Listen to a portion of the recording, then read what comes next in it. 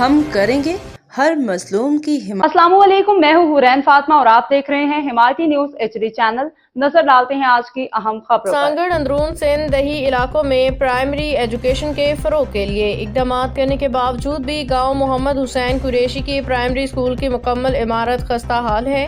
Furniture نہ ہونے کی وجہ سے بچے اسکول نہیں آتے۔ اس پہ بات کرتے ہیں اپنے نمائندے اشفاق سلیری سے۔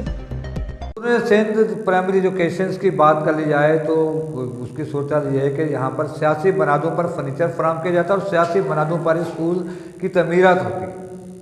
سانگڑ کے قریب گوٹھ محمد حسن قریشی کا جو اسکول ہے یہ 2005 کے اندر تعمیر ہوا، لیکن 2006 2011 2020 2022 کے سیلاب کے آنے کے بعد اسکول کی بلڈنگ مکمل طور پر تباہ حال ہو چکی ہے۔ چار دیواریں ختم ہو چکی ہے۔ اسکول کے اطراف میں اب بھی سیلاب کا پانی موجود ہے۔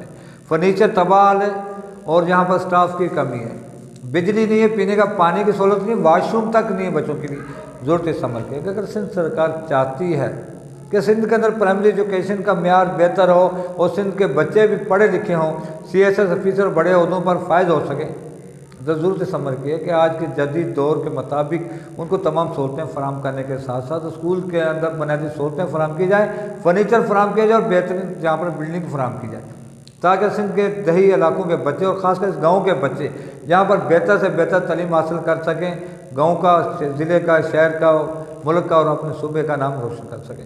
اگر سندھ سرکار نے یوں نہ کیا تو یہ یقینی طور پر سندھ کے اندر جہاں پہ اس کو اسکول کے اندر بچے تو پاس ہو جائیں گے لیکن ان کا بیس جو ہے وہ انتہائی کمزور رہے گا، جس کے بعد آنے والے دنوں کے اندر جو بھی امتحان ہوگا یا تو فیل ہو جائیں گے یا پھر نقل کرنے پر مجبور ہوں گے۔ جی باخبر رہیے ہر جگہ ہر وقت، جانیے ملکی و غیر ملکی حالات و واقعات یقین کے ساتھ۔